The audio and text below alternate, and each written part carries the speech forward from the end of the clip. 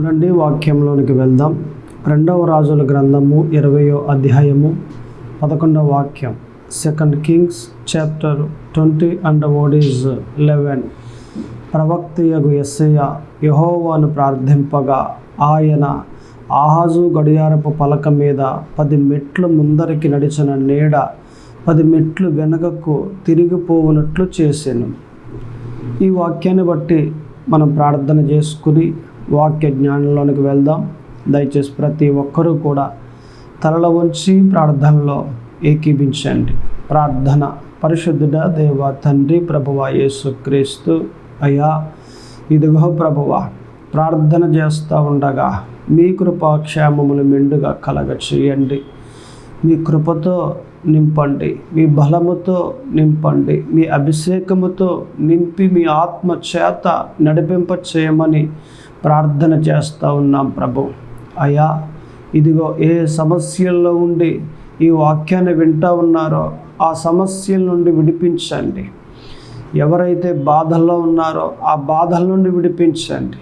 ఎవరైతే అనారోగ్యములో ఉన్నారో ఆ అనారోగ్యము నుండి విడిపించి మీ ఆత్మ చేత నడిపింప చేయండి. అంతేకాకుండా ఈ క్షణములో ఈ వాక్యం మా అందరికీ అయ్యా వినిపింప చేయండి. అర్థమయ్యేటట్లుగా మా అందరికీ బోధించండి. ఈ కొద్ది ప్రార్థన ఆలకింప చేయమని యేసుక్రీస్తు నామమున అడుగుచున్నాను తండ్రి, ఆమేన్. మరలా అదే వాక్యాన్ని మనం చెప్పుకుందాం. 2వ రాజుల గ్రంథము 20వ అధ్యాయము 11వ వాక్యం. ప్రవక్తయగు యెషయా యెహోవాను ప్రార్థింపగా ఆయన ఆహాజు గడియారపు పలక మీద 10 మెట్లు ముందరికి నడిచిన నీడ 10 మెట్లు వెనుకకు తిరిగిపోవున్నట్లు చేశాను. ఈ వాక్యాన్ని బట్టి మనం మాట్లాడుకుంటే ఎవరి మధ్యలో జరిగింది ఇది అనే మాట మనం మాట్లాడుకుంటే ఈ ప్రవక్త అయిన యెషయా అలాగనే రాజైన హిజ్కియా ఈ ఇద్దరి మధ్యలో జరిగిన సందర్భం ఇది. ఒక రోజున రాజైన హిజ్కియా కాయిలా పడ్డాడు. నిజానికి చెప్పాలంటే ఆయన 29 సంవత్సరాలు ఇజ్రాయేలీయులను పరిపాలన చేశాడు. 25 సంవత్సరాల వయసులో రాజు అయ్యి 29 సంవత్సరాలు ఏకధాటిగా పరిపాలన చేశాడు. ఈ పరిపాలన చేస్తున్న క్రమంలో ఒక రోజున కాయిలా పడ్డాడు. ఆయనకి ఒక పుండు ఏర్పడింది. ఆ పుండు సాధారణమైనది కాదు, మరణానికి సంబంధించిన పుండు అది. ఇక చావు బ్రతుకుల్లో ఉన్నాడు. మంచాన్ని పట్టేశాడు. మంచం మీద ఉండగా సరిగ్గా ఈ యెషయా ప్రవక్త అయిన యెషయా రాజుగారి దగ్గరికి వచ్చాడు. అయ్యా రాజా, దేవుడి మాట మీకు చెప్పమని నన్ను పంపించాడు. ఏంటది అని అంటే, మీ ఇంటిని చక్కదిద్దుకోమన్నాడు దేవుడు. మిమ్మల్ని దేవుడికి తీసుకుపోతానన్నాడు. మీ ఇంటిని మీరు చక్కదిద్దుకోండి అని చెప్పి ఆయన అక్కడి నుండి బయలుదేరి తన ఇంటికి వెళ్ళిపోతూ ఉన్నాడు. ఈ మాట విన్న రాజు అదే మంచం మీద గోడ తట్టు తిరిగి దేవునికి ప్రార్థన చేస్తూ ఉన్నాడు. అలాగున దేవునికి ప్రార్థన చేసి ప్రభువా, నేను ఎంత యథార్థంగా బ్రతికానో మీకు తెలుసు కదా, నేను ఎంత మంచిగా బ్రతికానో మీకు తెలుసు కదా, ఎంత న్యాయంగా బ్రతికానో మీరు చూశారు కదా, మీరు అప్పగించిన ఏ పనైనా ఎంత నమ్మకంగా చేశానో మీకే తెలుసు కదా. ఈ క్షణంలో నన్ను జ్ఞాపకం చేసుకోండి. కొంతకాలం నేను బ్రతకాలన్న ఆలోచన నాకుంది. దయచేసి కృప చూపించండి అని ప్రార్థన చేశాడు. ఎప్పుడైతే ఇలాగున ప్రార్థన చేశాడో వెంటనే ఈ ప్రార్థన అంగీకరించి వెళ్ళిపోతున్న యెషయాకు ఈ మాట చెప్పాడు. నువ్వు మరలా తిరిగి వెనక్కి వెళ్ళి రాజునకి ఈ మాట చెప్పు అని అన్నాడు. గబగబా వచ్చాడు.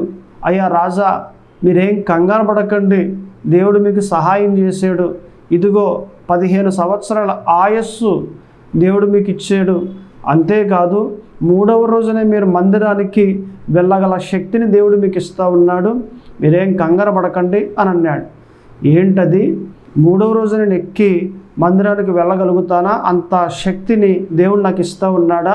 15 సంవత్సరాలనే బ్రతకగలిగిన ఆ ఆయస్సును దేవుడు నాకు ఇస్తూ ఉన్నాడా? చాలా ఆనందమే. కానీ దేవుడే చెప్పాడు అని గ్యారంటీ ఏంటి? ఏదైనా ఒక సూచన నాకు ఇస్తే నేను దీన్ని నమ్ముతాను దేవుడు చెప్పినట్లుగా అని అన్నాడు. అయ్యా, సూచన కావాలా మీకు? అయితే మీ నాన్నగారు గడియారాన్ని తయారు చేశారు కదా, ఆ గడియారపు 10 మెట్లు, ఆ గడియారపు స్తంభము 10 మెట్లు ముందరికి వెళ్ళినప్పుడు అది సాధారణమైనదే కదా, 10 మెట్లు వెనక్కి ఎక్కజేస్తాడు దేవుడు, అప్పుడు మీరు నమ్ముతారా అని అన్నాడు.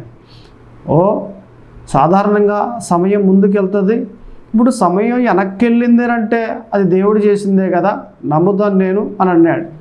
అన్నట్లుగానే సరిగ్గా ప్రార్థన చేసాడు యేసయ్య. ప్రభువా సహాయం చేయండి, మీరు ఎన్నుకున్న ఈ రోజునకు ఒక సూచన ఇవ్వండి అని ప్రార్థన చేశాడు. ఆ ప్రార్థన దేవుడు విని అంగీకరించి వెంటనే జవాబిచ్చాడు.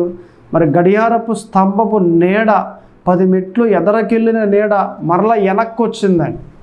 వెనక్కి రాగానే ఆ ఆశ్చర్యమైన కార్యాన్ని ఈ హిజ్కియా విని ఆ మాటను ఆలకించి నిజంగా ఆశ్చర్యపోయి నేను నమ్ముతూ ఉన్నాను, దేవుడు ఈ సూచన ఇచ్చాడు కదా, నేను మరలా 15 సంవత్సరాలు దేవుని ప్రజల్ని పరిపాలన చేస్తూ నేను 15 సంవత్సరాలు బ్రతుకుతున్నాను అనేది దేవుడే చెప్పాడు అన్న సంగతి నేను నమ్ముతూ ఉన్నాను అన్న మాట అనేసి ఎలాగున తను నమ్మాడు.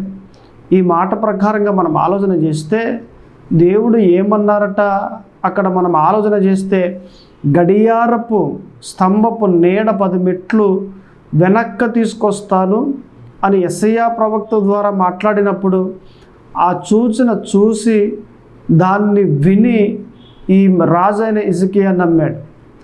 నేను అంటాను ఒక మాట, ఆయన చేసిన కార్యం అంతా కార్యం కాదు, దేవుడు చేసింది ఒక గొప్ప కార్యం, అది ఒక ఆశ్చర్యమైన కార్యం. అది ఎక్కడైనా సమయం ముందుకెళ్తుందా కానీ వెనక్కి వెళ్తుందా చెప్పండి?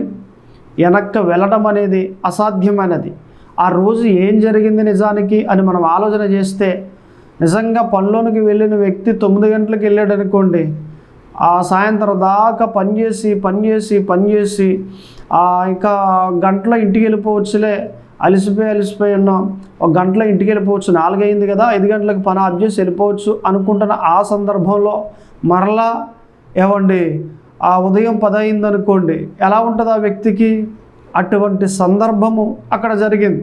10 మెట్లు ముందుకెళ్ళిపోయిన ఆ నీడ, గడియారపు స్తంభపు నీడ మరలా 10 మెట్లు వెనక్కి వచ్చింది.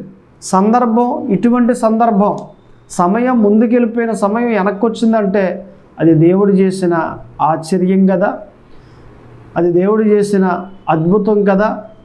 దేవుడు అనేక అద్భుత కార్యములు చేస్తాడు. ఎప్పుడో తెలుసా? మనం ప్రార్థన చేసినప్పుడు. ప్రవక్త యేసయ్య ప్రార్థన చేస్తే ఆ ప్రార్థన దేవుడు ఆలకించి జవాబిచ్చి ఒక కార్యమును చేశాడు. ఆలకించాడు, జవాబిచ్చాడు, ఒక మంచి అద్భుత కార్యము దేవుడు చేశాడు. ఇలాగను మనం ఆలోచన చేస్తే మనం కూడా ప్రార్థన చేసే వారిగా ఉండాలి. నిజానికి ఈ సందర్భంలో మనం మాట్లాడే ఒక మాట కాస్త నేను ముందుకు తీసుకెళ్తాను. గడియారపు స్తంభము అనే మాట మనం ముందుకెళ్తే లోతునకు, ఆ రోజుల్లో గడియారాలు అట్టి మాదిరి ఉండే. ఈ రోజుల్లో ఎలాగుండే? ఇప్పుడు ఈ రోజుల్లో ఎలాగున్నాయి? మనం గోడకు తగిలించుకుంటూ ఉన్నాం, బ్యాటరీ మీద నడుస్తూ ఉంది గడియారం, మనం టైం చూసుకుంటూ ఉన్నాం. ఇంకా ఎలాగుంది? మొబైల్లో కూడా టైం చూసుకుంటూ ఉంటాం. ఇంకా ఎలాగుంది? చేతికి వాచెస్ కూడా ఉన్నాయి. ఇలాగున గోడగా పెట్టుకునే గడియారం, మొబైల్లో టైం చూసుకోవటం, ఆ వాచ్లో టైం చూసుకోవటం, ఇలాగ మనకు సమయం తెలుస్తూ ఉంది. కానీ ఆ రోజుల్లో సమయాన్ని పొద్దున బట్టి చూస్తూ ఉండేవారు. ఆ పొద్దున బట్టి ఎలాగా లెక్కలు కట్టేవారు అంటే, అక్కడ ఒక స్తంభం, అంటే ఒక పెద్ద స్తంభం, గడియారపు స్తంభం, ఏది ఒక కరెంట్ స్తంభం ఎలాగుంటుంది అలాగూ ఒక 15 అడుగులు కానీ 10 అడుగులు కానీ ఒక స్తంభాన్ని నిలవబెట్టి దాని చుట్టూరు మెట్లు కట్టేవారు. ఆ మెట్టులను బట్టి, ఈ స్తంభపు నీడను బట్టి, ఆ సూర్యుడు స్తంభం మీద పడినప్పుడు 12 అయిందనుకోండి, మధ్యాహ్నం 12 అయిందనుకోండి, ఎంత అవుద్దప్పుడు టైం, ఆ నీడ ఎక్కడ ఉంటుంది? సరిగ్గా నెట్ట నిలువుగా పడుతుంది. అలాగున ఆ 1 గంట అయిందనుకోండి, ఒక మెట్టు మీదకి వస్తుంది. ఆ 2 అయిందనుకోండి, 2వ మెట్టు మీదకి వస్తుంది. 3 అయిందనుకోండి, 3వ మెట్టు మీదకి వస్తుంది. అలాగున్న ఆ స్తంభపు నీడను బట్టి గడియారాలు ఉండేవి. ఆ నీడను బట్టి సమయం తెలుసుకుంటూ ఉండేవారు. అలాగనే చాలా గడియారాలు మరి వచ్చాయి. నీడ గడియారాలు వచ్చాయి, అలాగునే మరలా నీటి గడియారాలు వచ్చాయి, అలాగనే ఇసుక గడియారాలు వచ్చాయి, తర్వాత కొవ్వొత్తు గడియారాలు వచ్చాయి. ఇలాగనే ఒకటి కాదు కానీ చాలా గడియారాలు వచ్చాయి. ఇంకా చెప్పాలంటే మన తరంలో వచ్చిన గడియారాలు ఎటువంటివి అని అంటే, ఒక సెంటర్లో సిటీ ఉందనుకోండి, ఒక సెంటర్లో ఒక పెద్ద గడియారపు స్తంభం కట్టి ఆ స్తంభం మీద గడియారాన్ని పెట్టేవారు. వెళ్ళేవారు, వచ్చేవారు, ఆ సమయాన్ని చూస్తూ ఉండేవారు, ఆ టయాన్ని చూసి సమయం తెలుసుకుంటూ ఉండేవారు. ఇలాగనే చాలామంది టైం తెలుసుకుంటూ ఉండేవారు. చాలామంది గడియారాలు ఇట్టి విధంగా చేస్తూ ఉండేవారు. ఈ విధంగా టైం తెలుస్తూ ఉండేది. ఈ రోజుల్లో బాగా సులువు అయిపోయింది మనకి. ఇంట్లో గడియారం, చేతికి గడియారం, మొబైల్లో గడియారం. ఇంకా టైం అనేది మనం ఎలాగున ఈజీగా తెలుసుకుంటూ ఉన్నాం మనం. అయితే నేను ఒక మాట అంటాను కదా, ఇక్కడ ఏ గడియారం ద్వారా తెలుసుకుంటూ ఉండేవారు అని అంటే, నీడ గడియారం ద్వారా తెలుసుకుంటూ ఉండేవారు. దానిని బట్టి ఇక్కడ ఏం జరిగింది, 10 మెట్లు ముందరకి వెళ్ళిపోయిన ఆ నీడ మరలా వెనక్క తిరిగి వచ్చింది 10 మెట్లు. అంటే కనీసం తక్కువ అనంటే ఒక 5 లేక 6 గంటలు ముందరకి వెళ్ళిపోయిన సమయం వెనక్కి వచ్చేసింది. అటువంటి అద్భుత కార్యాన్ని దేవుడు చేశాడు. నిజమే, ఈ కార్యాన్ని బట్టి మనం మాట్లాడుకుంటూ కాస్త ముందుకెళ్తే ఇటువంటి కార్యములు ఎప్పుడు జరుగుతాయి, మన జీవితాల్లో ఇటువంటి మంచి మంచి ఆశ్చర్యమైన కార్యములు ఎప్పుడు జరుగుతాయి అనే మాట మనం మాట్లాడుకుంటే దేవునికి ప్రార్థన చేసినప్పుడు జరుగుతాయి. అందుకే మనమంతా కూడా ప్రార్థన చేసే వారిగా ఉండాలి. ప్రార్థన చేయటం మన వంతు అయితే కార్యము చేయట దేవుని వంతు. ప్రార్థన చేయాలి. ప్రార్థన చేస్తే దేవుడు ఆలకిస్తాడు. ప్రవక్తని యెషయా ప్రార్థన చేశాడు, దేవుడు ఆలకించాడు. అలాగునే ఇంకొక మాట మనం చూస్తే కీర్తన గ్రంథంలో 4:3 ఉంటుంది. స్లామ్స్ చాప్టర్ 4 and 3, యెహోవా తన భక్తులను తనకు ఏర్పరచుకుంటున్నాడని తెలుసుకొనుడి, నేను యెహోవాకు మొర్రపెట్టగా ఆయన ఆలకించును. చూడండి, నేను యెహోవాకు మొర్రపెట్టగా ఆయన ఆలకించును. అంటే నేను దేవునికి ప్రార్థన చేస్తే దేవుడు నా మనవి ఆలకిస్తాడు, నా మొర ఆలకిస్తాడు, నా ప్రార్థన ఆలకిస్తాడు. ప్రార్థన చేస్తే దేవుడు ఆలకిస్తాడు. కొంతమందికి ఒక డౌట్ ఉంటుంది, నేను ప్రార్థన చేస్తూ ఉన్నాను, దేవుడు ఆలకిస్తున్నాడు అంటారా? ఆలకిస్తూ ఉన్నాడు. దేవుని వాక్యం సెలవిస్తూ ఉంది కదా, మనం ఎవరము ప్రార్థన చేసినా దేవుడు ఆలకిస్తాడు. ఇప్పుడు సాధారణంగా ఎవరైనా ఒక వ్యక్తి అలా రోడ్డు అంతా వెళ్తూ ఉన్నాడు, మనము పిలిచాం, దగ్గరికి వచ్చాడు, ఏదో ఒక మాట చెప్పాం, ఒక 10 నిమిషాల పాటు నా బాధ ఎలాగ ఉందండి అని చెప్పాం. ఆలకించాడా? ఆలకించలేదా? ఆలకిస్తాడా? ఆలకించడా? ఆలకిస్తాడు. అనేక మార్లు మనం చెప్పాం, ఎదుటివారు ఆలకించారు. అనేక మార్లు ఎదుటివారు చెబితే మనం కూడా ఆలకించాం. ఒక మనిషి ఇంతలాగున ఉంటే ఇక దేవుడు ఆలకిస్తాడా? ఆలకించడా? మనిషి చెప్తేనే మనం ఆలకిస్తాం కదా, దేవుడు ఆలకించడా? ఖచ్చితంగా దేవుడు ఆలకిస్తాడు. మనం ప్రార్థన చేస్తే దేవుడు ఆలకిస్తాడు. వలన ఎలా జరిగిందండి, ఎలా జరిగిందండి, ఈ మాటలన్నీ చెప్పిన తర్వాత, గంట ప్రార్థన చేసిన తర్వాత ఈ మాటలన్నీ దేవుడు ఆలకించాడంటారా అన్న డౌట్ వస్తుంది కొంతమందికి. అటువంటి డౌట్ ఏం పెట్టుకోకండి. దేవుడు మన ప్రార్థన ఆలకిస్తూ ఉన్నాడు. ఆలకించడమే కాదు, జవాబు కూడా ఇస్తాడు. జవాబు ఇవ్వడమే కాదు, కార్యములు కూడా చేస్తాడు. యెషయా ప్రార్థన ఆలకించిన దేవుడు వదిలేసాడా యెషయాని? ఆ ప్రార్థన అలాగే ఉంటుందిలే అని మానేసాడా కార్యం చేయడం? లేదే. ఆలకించిన దేవుడు జవాబిచ్చాడు. ఆలకించిన దేవుడు కార్యమును చేశాడు. ఇలాగును మనం ఆలోచన చేస్తే, ఇలాగును మనం చెప్పుకుంటే మన ప్రార్థన దేవుడు ఆలకిస్తాడు. ఇంకా మనము 2వ మాటలోనికి వెళ్ళినప్పుడు మనకి ఒక మంచి మాట ఇక్కడ మనకు కనిపిస్తుంది. 2వ దినవృత్తాంతముల గ్రంథము 18:31, 2 Chronicles chapter 18 and 31. యెహోషాపాతు మొర్రపెట్టునందున యెహోవా అతనికి సహాయము చేసెను. ఏం చేసినట్టు దేవుడు సహాయం చేశాడు. నిజానికి యెహోషాపాతు రాజు. ఈ రాజు యుద్ధానికి పోయాడు. యుద్ధానికి పోయినప్పుడు శత్రువులు ఎదుటిగా ఉన్నారు. తనకు అర్థమైంది నేను సమస్యలో ఉన్నాను అనే సంగతి తనకి అర్థమైంది. ఆ టైంలో దేవునికి మొర్రపెట్టాడు. దేవుడు ఏం చేశారట? దేవుడు సహాయం చేశాడు. దేవునికి యెహోషాపాతు ప్రార్థన చేయగానే దేవుడు ఆ ప్రార్థన ఆలకించి జవాబుగా సహాయం చేశాడు. ఇప్పుడు నేను అంటాను, మన సెకండ్ వర్డ్, ప్రార్థన చేస్తే సహాయం చేస్తాడు. మన దేవుడు సహాయం చేస్తాడు. ప్రార్థన చేస్తే ఆలకిస్తాడు. ప్రార్థన చేస్తే సహాయం చేస్తాడు. సహాయం చేసే దేవుడు మన దేవుడు.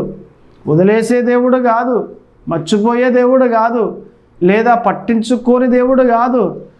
మన ప్రార్థన విని ఆ ప్రార్థన ప్రకారంగా జవాబిచ్చి ఆ ప్రార్థన ప్రకారంగా మనల్ని పట్టించుకుని జ్ఞాపకం చేసుకునే దేవుడు, కార్యములు చేసే దేవుడు. అంతేగాని ఎలా పడితే అలాగను మనం ఉండి, ఎలా పడితే అలాగను మనం మాట్లాడేసి, అరే నాకేం జవాబు రాలేదండి, నాకేం జరగలేదండి, అలా కాదు. కానీ మనము ప్రార్థన చేసేమనంటే ఖచ్చితంగా దేవుడు సహాయం చేస్తాడు. ఆయన నిశ్చయముగా కార్యము చేస్తాడు, సహాయం చేస్తాడు. మనం ఏ సిచ్యువేషన్లో ఉన్నాం, మనం సమస్యలో ఉన్నామా, ట్రబుల్స్ బాగా ఎక్కువగా అయిపోయాయా, నిందల్లో ఉన్నామా, ఏది అవమానంలో ఉన్నామా, ప్రార్థన చేయండి, ఖచ్చితంగా దేవుడు సహాయం చేస్తాడు. ఆయన సహాయాన్ని మీరు పొందుకుంటారు. ఆయన సహాయాన్ని మనమంతా పొందుకుంటాం. దేవుడు సహాయం చేసే దేవుడు. ఏది ఒక ప్రాంతంలో ఒక స్కూల్ ఉంది. ఆ స్కూల్లో దాదాపుగా 300కి పైగా పిల్లలు ఉన్నారు, చదువుకుంటూ ఉన్నారు. అవుట్గడ్డ కొట్టారు 11 ఆ సమయంలో అందరూ బయటకు వచ్చారు. అదే సమయంలో ద సేమ్ టైం ఒక కారు వేసుకుని దొంగలు వచ్చారు, దొండగలు. 10 మంది పిల్లలకు చాక్లెట్ ఇచ్చారు. చాక్లెటే కదా అది తీసుకున్నారు, నోట్లో వేసుకున్నారు, మత్తొచ్చి పడిపోయారు. కారులో వేసేసుకుని 10 మంది పిల్లల్ని తీసుకెళ్ళిపోతూ ఉన్నారు. వెంటనే ఈ వార్త తెలుసుకున్న టీచర్స్ తల్లిదండ్రులకు ఫోన్లు చేశారు. గబగబా ఆ తల్లిదండ్రులు పోలీస్ స్టేషన్కి వెళ్ళారు. కొంతమంది అధికారుల దగ్గరికి వెళ్ళారు. అయితే ఈ 10 మందిలో ఒక వ్యక్తి ఉన్నాడు. అతడు ఎక్కడికి వెళ్లకుండా ఎక్కడున్నాడో అక్కడే మొక్కాలేసి దేవునికి ప్రార్థన చేయటం మొదలుపెట్టాడు. అరగంట సేపు ప్రార్థనలోనే ఉన్నాడు, గంట సేపు ప్రార్థనలోనే ఉన్నాడు. అలా ప్రార్థన చేస్తూనే ఉన్నాడు. గంటన్నర ప్రార్థన చేస్తూనే ఉన్నాడు. ఏడుస్తూ, ప్రభువా నీవే నాకు దిక్కు, నీవే నాకు సహాయం చేయి అని ఇలాగున ప్రార్థన చేస్తూ 2 గంటల దాటిగా అలా ప్రార్థనలోనే ఉన్నాడు. ప్రార్థన ముగించగానే ఒక ఫోన్ వచ్చింది. ఎవరు అని అలా ఆన్ చేయగానే, డాడీ నేను ఇలాగ కారులో తీసుకెళ్ళిపోతున్నారు, సరిగ్గా కారులో తీసుకెళ్ళిపోతున్నా నాకు మెలకు వచ్చింది. వాళ్ళు అనుకుంటున్నారు దాదాపు 2 గంటలు మనం ప్రయాణం చేశాం కదా, ఇక ఎవరు రారు మన వెనకాల, టీ తాగి వెళ్దాం అని మాట్లాడుకుని కారు ఆఫ్ చేసి హోటల్లోకి టీ తాగడానికి వెళ్ళారు. ఈలోగా మెలకు వచ్చింది. నేను జాగ్రత్తగా కిందకి దిగిపోయి డోర్ తీసుకుని ఏదో ఒక బంకు దగ్గరికి వచ్చేసాను. మీకు నేను కాల్ చేశాను కదా, దయచేసి తొందరగా వచ్చేయండి, పలానా బంకు దగ్గరనే ఉన్నాను అని చెప్పాడు. అన్నట్లుగా గబగబా వచ్చేసాడు తండ్రి. కొడుకుని ఎక్కించుకున్నాడు, ఇంటికి క్షేమంగా తీసుకుని వెళ్ళాడు. ఇప్పుడు నేను అంటాను, ఈ వ్యక్తి క్షేమంగా ఇంటికి వచ్చాడు అంటే ఈ వ్యక్తికి ఎవరు సహాయం చేశారు? దేవుడు. ఏం చేస్తే? ప్రార్థన చేస్తే. అంటే ప్రార్థన చేస్తే దేవుడు సహాయం చేస్తాడు. ప్రార్థన చేసేవారిగా మనం ఉండాలి.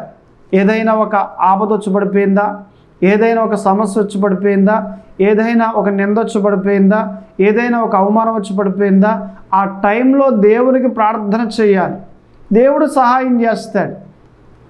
అంతేగాని ఆ పెద్దల దగ్గరికి వెళ్తారండి, అధికారుల దగ్గరికి వెళ్తారండి, లేదా పోలీసు వారి దగ్గరికి వెళ్తారండి. నో, మొదటిగా దేవునికి చెప్పాలి, తర్వాత ఏదైనా.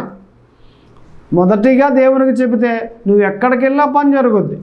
అంతేగాని దేవుణ్ణి వదిలేసి దేవునికి ప్రార్థన చేయడం మానేసి ప్రధానమైన స్థానం అధికారులకు ఇస్తే అధికారులు ఏం చేస్తారు? పెద్దలకు ఇచ్చేస్తే పెద్దలు ఏం చేస్తారు? ఆ సమయం దేవుడు చేయకుండా, దేవుడు నడిపించకుండా వాళ్ళు ఏమైనా చేయగలుగుతారా? వాళ్ళ కూడా దేవుడు పుట్టిస్తేనే పుట్టింపబడ్డారు కదా, దేవుడు నడిపిస్తేనే నడిపించబడుతూ ఉన్నారు కదా. ఎవరు ముఖ్యమైన వారు? అధికారులా, దేవుడా? ఎవరు ముఖ్యమైన వారు? ఎవరు విలువైన వారు? పెద్దలా, దేవుడా? దేవుడే కదా. ఇటువంటి దేవునికి విలువ ఇవ్వకుండా అథారిటీ ఉన్నవారి దగ్గరికి వెళ్ళిపోయి, అబ్బే మీరు ఇలా చేసి పెట్టండి, అలా చేసి పెట్టండి అని అంటే ఆ కార్యాలు ఎక్కడ జరిగిపోతాయి? ఎలా జరిగిపోతాయి? దేవుని పాదాల పట్టుకుంటే నీ కార్యం జరుగుద్ది. దేవుని పాదాల పట్టుకో, దేవునికి ప్రార్థన చేయి. ప్రార్థన చేస్తే ఆయన ఆలకిస్తాడు, ప్రార్థన చేస్తే ఆయన సహాయం చేస్తాడు. ఆయన మర్చిపోండి, నిన్ను జ్ఞాపకం చేసుకుంటాడు. ఇలాగను మనం ప్రార్థన చేసేవారిగా ఉండాలి. అంతేగాని నేనెందుకు ప్రార్థన చేయాలండి? అయినా మీరు చెప్పే వాక్యం ఆల్రెడీ నేను వినేసాను కదా. అబ్రహాం గురించి మాట్లాడుతున్నారు, నాకు అంతా తెలుసు అబ్రహాం గురించి. వినరు కొంతమంది. దేవుని వాక్యం చెప్తూ ఉంటే దావీదు ఎలాగను చేశాడు, ఈరోజు దావీదు గురించి మనం మాట్లాడుకుందాం అని అంటే, దావీదు గురించా? మాకు అన్నీ తెలుసు అండి దావీదు గురించి, నేను అంతా చదివేశాను బైబిల్, దావీదు గురించి ప్రతిదీ క్షుణ్ణంగా నాకు తెలుసు అని అంటారే కానీ, లేదా తన మనసులో అనుకుంటారే కానీ, అరే ఈరోజు పరిశుద్ధాత్మదేవుడు నా గురించి ఏదో మాట్లాడుతూ ఉన్నాడు దావీదులో నుండి, నేను వినాలి.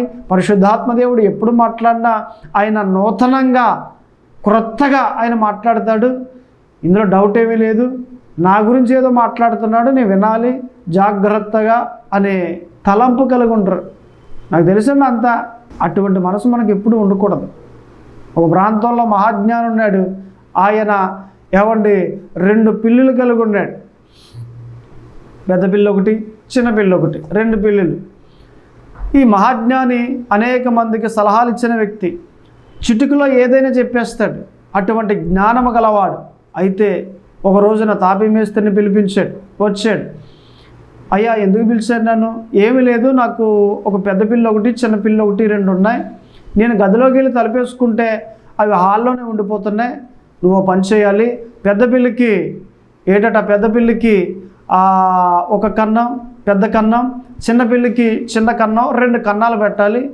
అవి నా దగ్గరికి వెళ్తూ ఉండాలి అని అంటే, అయ్యా అలా కాదు, 2 కన్నాలు దేనికి అని అంటే, ఏంటది నాకే చెప్తున్నావేంటి? నేను మహాజ్ఞాని, నేను ఎలా చెప్పానో అలా చేయి. అంతేగాని తిరగబడి నాకు చెప్పక వ్యతిరేకంగా. నాకన్నా ఎక్కువ తెలుసా నీకు? నా దగ్గరికి గవర్నమెంట్ వారే సలహాల కోసం వచ్చారు. అనేక మందికి సలహాలు ఇచ్చాను, అధికారులకే సలహాలు ఇచ్చాను. నేను మహాజ్ఞాని, నా మాట ప్రకారంగా చేయి అన్నాడు. అయ్యా అలాగేనండి అని పెద్ద పిల్లికి పెద్ద కన్నం పెట్టాడు. డోరు పక్కంట చిన్న పిల్లికి చిన్న కన్నం పెట్టాడు. పెట్టిన తర్వాత పూర్తయిపోయింది. డబ్బులు తీసుకున్నాడు. వెళ్ళిపోతా అన్నాడు. అయ్యా ఒక చిన్న మాట చెబుతాను, మీరు ఆలకిస్తారా? ఏంటి చెప్పు. వచ్చిన దగ్గరుండి ఏదో చెప్తాను అంటున్నావు, ఏంటి చెప్పు అని అన్నాడు. ఏమీ లేదయ్యా, పెద్ద పిల్లికి పెద్ద కన్నం పెట్టాం కదా, ఇక చిన్న పిల్లికి కన్నం దేనికి? ఆ కన్నం ద్వారానే వెళ్తుంది కదా, అది చిన్నదే కదా అని అంటే, నిజమే కదా, ఈ తలంపు నాకు రాలేదు, పూడ్చే అని అన్నాడు. అది పూడ్చాలంటే ఇంకా డబ్బులు నాకు ఇవ్వాలండి మరలా అన్నాడు. ఏం చేస్తాం, ఇస్తాను, పూడ్చే అని అన్నాడు. అంటే దానికి ఒక ఆ జ్ఞాని, నేను మహాజ్ఞాని అనే ఒక గర్వం, అహంకారం. నేను ఎవరి మాట వినను, నా మాటే అందరూ వినాలి అనే గర్వం, అహంకారం. అది ఎప్పుడు మనకు ఉండకూడదు. మనం ఎలాగుండాలట? ఎవరు చెప్పినా వినేవారిగా ఉండాలి, ఆలకించేవారిగా ఉండాలి, సలహాలు తీసుకునేవారిగా ఉండాలి. అందుకే బైబిల్లో ఒక మాట ఉంది, ఆలోచన చెప్పేవారు అనేకులు ఉండుట అది మనకు మంచిది. ఆలోచనలు వినాలి, సలహాలు వినాలి, అందులో ఏది మంచిదో ఆ ఆలోచన తీసుకుని ముందుకు సాగాలి. అంతేగాని ఎవడ మాట ఈనడు సీతయ్య అన్నట్లుగా మనం అలాగే ఉండిపోతే, నా మాట అందరూ వినాలి కానీ ఎవరి మాట నేను వినను అని అంటే అది మూర్ఖత్వం అంటారు. కానీ అది మంచి పని అని ఎవడు అనడు. దయచేసి ఆలకించండి. అందరి మాట వినేవారిగా, అందరికన్నా ముఖ్యమైనది దేవుని మాట వినేవారిగా మనం ఉండాలి. ఎప్పుడైతే దేవుని మాట వింటామో మన జీవితాలకి ఆశీర్వాదం కలగదు, మన జీవితాలకి ఐశ్వర్యం కలగదు, మన జీవితాలకి ఆనందం కలగదు, మనము ఆరోగ్యంగా ఉండగలుగుతాం, ప్రశాంతంగా ఉండగలుగుతాం. దేవుని మాట ప్రకారంగా నడిచే ప్రతి వ్యక్తి కూడా దీవించబడ్డాడు, ప్రతి వ్యక్తి కూడా దీవించబడతాడు. ఇది నిజం, ఇట్ ఈస్ రియల్. ఆలకించండి, దేవుని ప్రకారంగా నడవండి. అయితే ఇక్కడ మనకి 3వ మాట కూడా కనిపిస్తూ ఉంది. కీర్తన గ్రంథంలో 107:13 వాక్యం, ఆ Psalms 107 అండ్ ఓడీస్ 13 ఏమనుంది ఇక్కడ చూడండి. కష్టకాలమందు వారు యెహోవాకు మొర్రపెట్టిరి, ఆయన వారి ఆపదలలో నుండి వారిని విడిపించెను. చూడండి ఎంత బాగుంది వర్డ్, విడిపించెను అంటే కష్టంలో ఉండగా మొర్రపెట్టారు ఇజ్రాయేలీయులు. దేవుడు ఏం చేశారట, అక్కడ విడిపించారు. దేవుడు ఆ ప్రార్థన ఆలకించి విడిపించారు. ప్రార్థన చేస్తే విడిపిస్తాడు దేవుడు. బంధకాల్లో ఉన్నామా, ఆ బంధకాలన్నీ కూడా తెగొట్టేస్తాడు. ఇబ్బందుల్లో ఉన్నామా, ఆ ఇబ్బందుల నుండి విడుదల కలగజేస్తాడు. ప్రతి దానికి ప్రతి దానికి విడుదల అనేది రావాలి, లేకపోతే మన జీవితం ఆనందంగా ఉండదు, మన లైఫ్ సంతోషంగా ఉండదు.